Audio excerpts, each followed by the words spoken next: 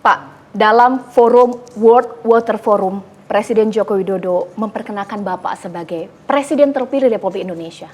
Itu bagaimana? Apa di benak Bapak pada saat itu? Saya kira itu sesuatu yang yang sangat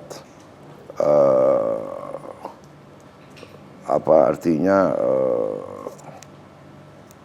negarawan ya. Beliau perkenalkan pengganti beliau di forum internasional. Saya merasa sangat dihormati dan saya kira itu tradisi yang baik ya. Dan ini yang kita beri contoh kepada bangsa-bangsa lain bahwa kita negara yang begitu besar tapi serah terima kekuasaan berjalan dengan lancar, dengan tenang, dengan kolegial. Ya saya kira itu kita memberi contoh yang baik. Benar tidak Pak Jokowi setelah purna tugas bisa menjadi penasihat Bapak ketika Bapak menjadi Presiden terpilih? Saya kira ini sangat menguntungkan bagi suatu bangsa. Beliau pengalaman 10 tahun memimpin, ya kan, dan kita lihat banyak contoh negara-negara besar, mantan presiden, mantan perdana menteri sering akan diminta untuk menjadi penasehat. Dan kalau kita lihat malah di Singapura mantan perdana menteri akhirnya masuk kabinet, entah sebagai senior minister atau kadang-kadang istilah mereka minister mentor dan sebagainya.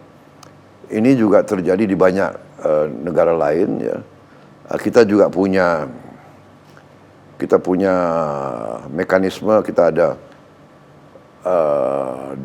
Dewan Pertimbangan Presiden dan sebagainya. Jadi ya saya kira pengalaman yang dimiliki oleh beliau sangat bagus kalau bisa kita terus dimanfaatkan oleh negara.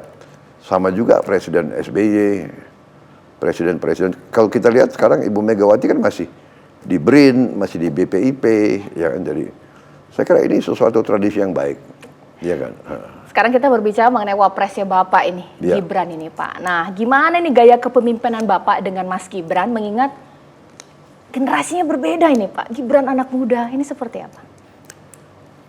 Sekali lagi ya, kalau kita sudah berpikir bangsa, berpikir negara, ya kan, masalah usia, masalah suku, masalah agama itu harus menjadi semua nomor 2. Beliau oleh takdir ditempatkan di tempat yang sangat terhormat. Beliau masih usia muda. Saya sudah berinteraksi sama beliau. Kemarin kita sama-sama ke luar negeri dan sebagainya. Dan dalam debat sudah kelihatan beliau orang yang mampu, orang yang paham, dan beliau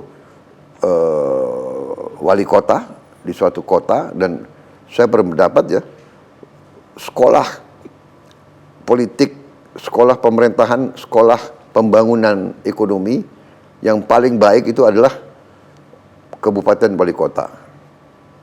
Habis itu gubernur, habis itu menteri dan sebagainya. Atau tidak usah gubernur, langsung menteri dan tapi yang penting pengalaman berurusan dengan ekonomi sehari-hari, dengan administrasi kota, administrasi rakyat, masalah sampah, masalah perumahan, masalah orang penjual-penjual kaki lima, masalah kebersihan, masalah kebanjiran, masalah ya ini semua itu harus dialami. Dan saya kira beliau sudah mengalami itu, melaksanakan itu. Memang beliau masih muda dan yakin saya orang muda itu juga punya cara pandang yang mungkin lebih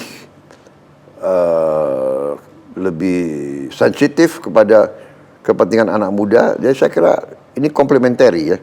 Tapi yang intinya adalah semuanya orientasinya adalah apa yang bisa kita berikan untuk memperbaiki kehidupan rakyat kita.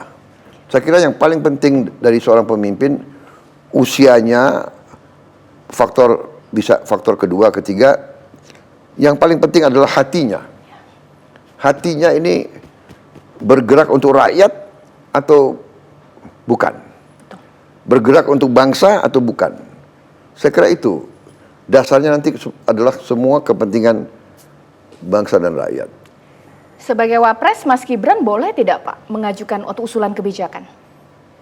Harus dong. Kita punya dalam suatu organisasi itu ya, ada suatu ajaran, pelajaran. Seorang staf, ya kan, tugas seorang staf memberi saran dan keterangan, diminta atau tidak diminta. Jadi keputusan tetap di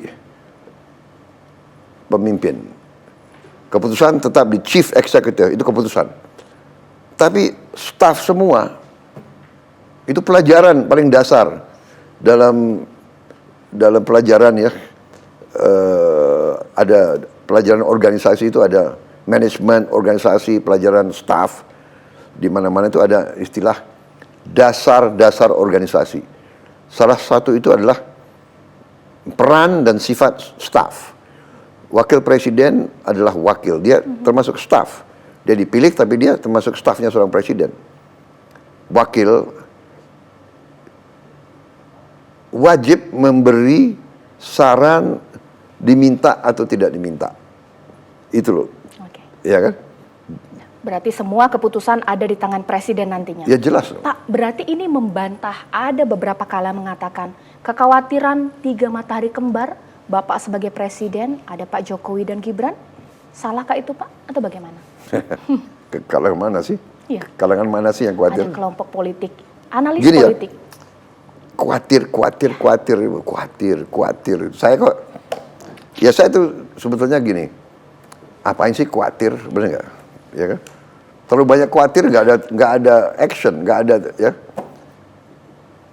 Hidup ini selalu banyak tantangan, banyak kesulitan, banyak gangguan. Itu selalu kita harus terima itu.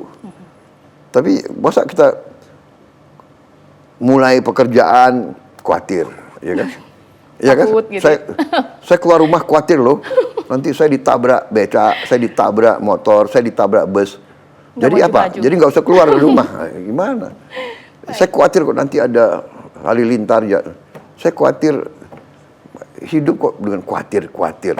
Ya kan? Kalau saya 3 matahari. Matahari itu satu.